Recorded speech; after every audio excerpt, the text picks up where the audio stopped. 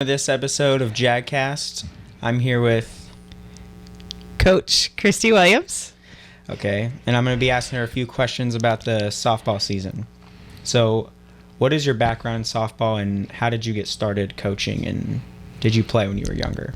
Yes, so I had brothers and a dad who played pretty highly competitive baseball, and so I followed them all around the country, and then when it came to be my turn, my dad had a rule that I couldn't play anything, that none of his kids could play anything competitively until they were 8. And then I got to about 6 and my dad finally gave in because he just couldn't stand listening to me complain about it all the time. So I started playing softball when I was about 5 or 6 years old. And I played through junior college. So I did not go to a 4-year, but I did go to a 2-year college. Played all the way through there, and I actually started coaching right after that. So I've been doing this for about 40 years, which is really crazy. And I played at lots of different levels. I started coaching high school. I started coaching competition when I was about 20 years old. And then I really figured out that I wanted to be a coach and a teacher by coaching some younger kids. And then coaching my cousin, actually, at a pretty high competitive level of softball. And that was my first real coaching job that I got paid for. And then I decided I wanted to be a teacher. And then I've been coaching now since 2002. Okay. What would you say has been your best memory of coaching here at South through all the years? That's a lot. I've been here for 19 years. This is my 19th year at South. I've been coaching here for 19 years. Probably, obviously you can go with the best times, winning state. Definitely the first one was really, really cool, but the second one was pretty dang awesome too. But besides the wins and losses, because I remember so much more than that, probably just being with the kids and, trying to think if there's anything in particular that stands out. Really just being able to hang out with the kids and getting to know the kids all the time. But really, that's probably about the biggest memory I have.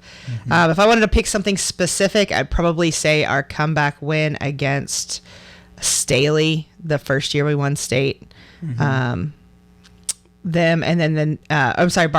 We came back to win against Marquette. There was also a big one against Staley in there. That was kind of crazy. Big one against Marquette. And then, so I'd say those are probably my 2 most memorable games. Okay.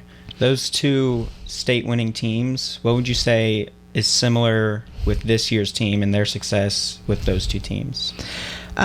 One is just their work ethic. They have an amazing work ethic. They had a great work ethic back then. Also, just kind of understanding what it's going to take to get there. It's more than just talent. I've had some extremely talented teams not make it that far. I would tell you that the 2 teams at one state probably weren't the 2 most talented teams I've ever had.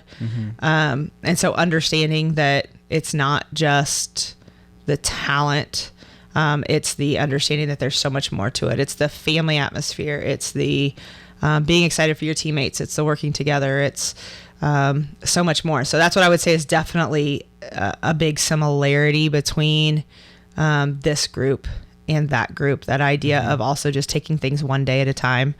And we have that hashtag on our Twitter all the time, the OAAT, the one at a time, because that's just kind of how we always think.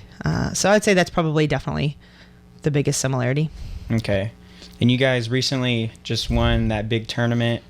What would you say went into preparation for that? And was there like any intimidation with those good teams, or how did you guys approach that tournament? That was kind of crazy. We put it together. The coach and I are friends, and so we put it together last year.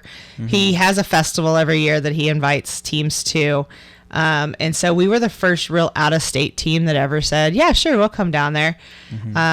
And because we can only go on one overnight, which we'd already done, we had to do it all in one day. So there was a little bit of an intimidation factor there that we're going to have to get on the bus at 5 o'clock and we're not going to get back until probably 2 a.m. So there's a little bit of that, like, how are we going to get through this? It was super hot. When we got down there, You have to understand what the facility looked like. It was big time. We went into their locker. They have a locker room, which we don't have. They have a whole building, actually, that's theirs. And so they have like a big like collegiate locker room with showers and bathrooms, and they've got their own laundry facilities, and they've got umpire changing rooms, and they've got storage rooms, and they've got coaches' offices.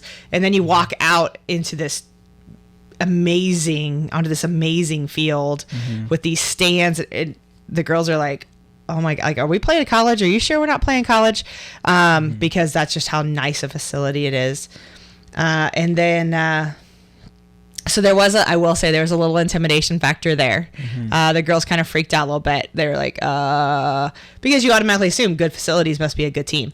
So, in which they were. So there was that. Also, the intimidation that once the girls found out that we were the only team playing 3 games that day, everybody else was only playing 1 game. So basically, everybody else was driving 2 hours to come and play us. They didn't want to disappoint, right?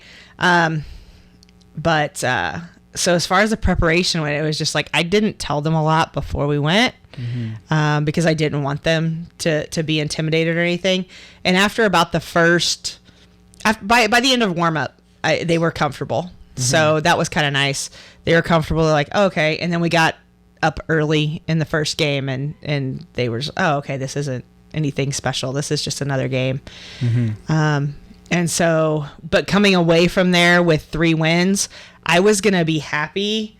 I was going to consider it a success if we just beat the unranked team, because we weren't supposed to win the other 2 games, right? They were ranked 2 or 3 and 7, and we were at 9, so we weren't supposed to win those games. And even though I wanted to just put on a good showing and everything like that, I was going to be happy if we just beat the unranked team. But the fact that the girls went down there and got the job done, when we beat the number 3 ranked team, I was like, okay, we can win all of them now. And so that was really, really cool. And definitely the coaches for the coaches poll definitely took notice as well. And so it's really cool to be number 2 in the nation. I have a bunch of parents who are like, so when are we going to Nebraska to play number 1? And I'm like, no, not going to Nebraska to play number 1. We'll just try to see if somebody else can beat them for us. Yeah, that's awesome. What would you say what would you recommend to young softball players looking to play for the program in the future? I would say push yourselves. We've got one thing that I can say that I think that we live by is that you've got to give everything you have every day. You got to work hard. You got to bring it. You're constantly competing.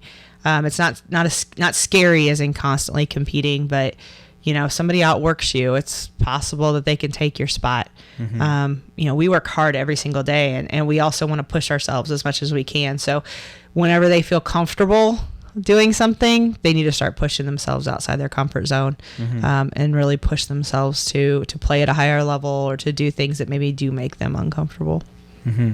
Yeah. Well, congratulations on your guys' success this year, and hopefully it continues on. All right. Thank you very much. Thank you.